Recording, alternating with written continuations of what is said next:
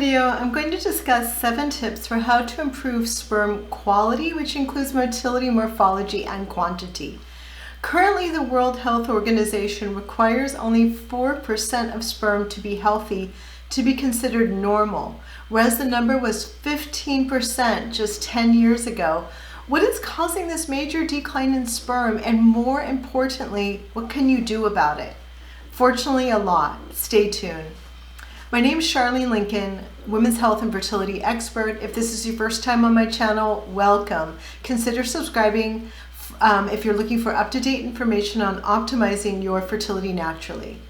Men are being told that their sperm look okay, but in a lot of cases, the numbers are not suitable for natural fertility. In fact, when getting a sperm test result back, I ask you to inquire to your doctor, is my sperm good enough for natural fertility? Could I be a sperm donor, or is it just good enough for ICSI or IVF? Many of us are led to believe that IVF and ICSI can correct all kinds of sperm quality issues. Is that true? Yes and no. I mean, although these procedures can correct some aspects of poor sperm, the one thing they can't do is to improve the DNA of the sperm. And I'm going to discuss what you can do to improve sperm DNA here in a minute. A test I highly recommend is a sperm DNA fragmentation test. DNA is the most important part of your sperm, and quality sperm DNA is crucial for successful fertilization of your partner's egg and the normal development of the embryo. Sperm DNA can be damaged during sperm production and sperm transport, and this damage is known as DNA fragmentation. Even healthy sperm have some DNA fragmentation, but it's the amount of fragmentation that matters. So what is normal sperm? A normal sperm count ranges from 15 million sperm to more than 200 million sperm per milliliter of semen. But you also need to have good sperm morphology, which is the shape of the sperm, and sperm motility, which is the movement, and low DNA fragmentation. If you're here to learn how to improve sperm motility, I got you covered, but I feel it's really important to optimize the overall sperm quality, and that's what we'll get into. Some men feel really insecure about this topic because they feel like it reflects on their manliness. I assure you, this is a global issue, and though it's not a topic that's openly discussed with friends and family, many men are having the exact same issue. In fact, 1 in 3, and some experts are saying 1 in 2 fertility cases are due to poor sperm quality. So I'm happy you're here. Rest assured, it's relatively easy to improve sperm quality, and much of it comes down to diet and lifestyle. What is causing this shocking decline in sperm?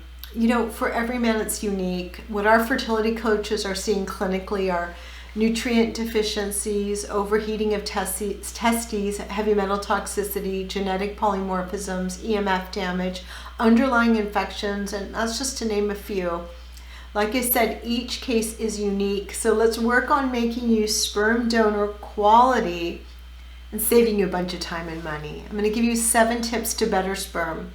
And just so you know, your body produces a new batch of sperm every 76 to 90 days. So any changes you make need to be made at least 3 months prior to trying to conceive. And if you think about it, that's such a short amount of time to dedicate to the future health of your baby, your child. Okay, number 1, keep them cool. It gets hot down there, and men are sitting a lot.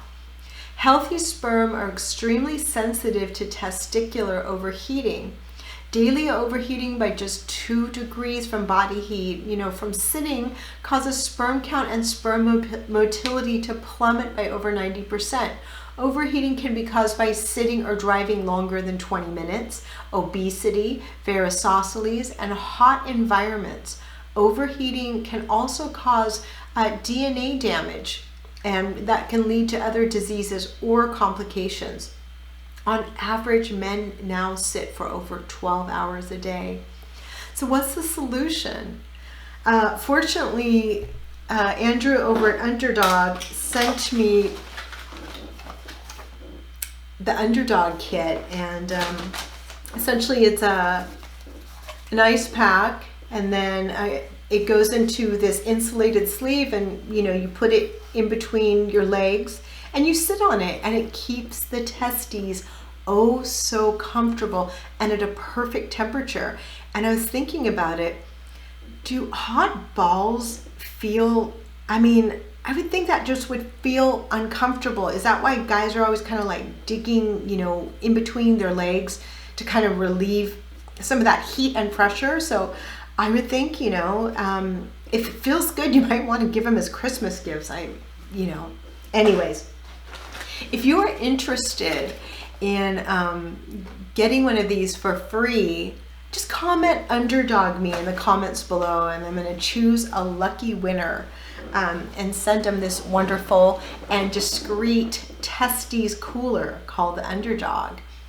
Number 2, speaking of DNA damage, keep your cell phones out of your pockets and your laptops off laps while trying to conceive. The EMFs emitted from these Wi-Fi devices have shown to cause DNA damage. Tim Ferriss, the best-selling author of 4-Hour Workweek, 4-Hour Body, thought this was pseudoscience until he started researching it. He looked at a very compelling case that showed 1 hour of cell phone exposure in pockets could severely negatively affect sperm morphology, which is the shape, motility, which is the movement, and sperm count, and that was just 1 hour. Number 3, I'm going to do a 1-2 punch on this one. Abstain from smoking and alcohol. I would love to believe that everyone has stopped smoking at this point, but I know that that's definitely not true. It's a very hard habit to quit. What I recommend is a book called The Easy Way to Quit Smoking by Alan Carr. Alan smoked over 100 cigarettes a day, and he created a system that allowed himself to quit and then allowed thousands around the world to quit. You can find it on Amazon. It's also, you can buy this, CDs, I guess, are a little out of time, but download an Audible and listen to it while you're, driving or whatever. And believe me, it has helped some really hardcore smokers quit. And then what about abstaining from alcohol? What I say is, get your sperm tested, your DNA fragmentation tested. If the results look really good, you might give yourself a little bit of leeway. But if your results are not, up to par, then I would abstain completely from all alcohol for the 3 months leading up to trying to conceive. Number 4, get out and move and keep an ideal BMI. Sedentary men who started exercising between 3 and 5 times per week improved the sperm counts and other measures of sperm quality in just a few months. And this is according to a study published in Reproduction Journal. Keeping a healthy BMI helps everything, including your sperm. Studies found that overweight men were 11% more likely to have low sperm count and 39% more likely to have no sperm in their ejaculate. Not what you want. Number 5, be mindful of the fat you consume. We've all heard about unhealthy trans fats, but let's be careful and read the ingredients. Make sure that you have good quality fats coming into your diet. Olive oil, avocado oil, coconut oils, ghees. Get out, a lot of the vegetable fats, like even the canola oils, a lot of them are genetically modified, and the cooking oils that a lot of us grew up, our parents using for everything from frying to sauteing up anything. Those are highly inflammatory, full of pesticides. A lot of them are genetically modified, and they are not good for fertility. And as far as cooking goes, I would stick with oils like, organic pastured lard, ghee, avocado oil, coconut oil. Those all have a high smoke point, therefore they remain stable at a higher heat. And avoid conventional dairy products, which are filled with hormones and insulin growth factors. And all studies are pointing to the amazing benefits of omega-3 fatty acids for our overall health, but also for sperm health.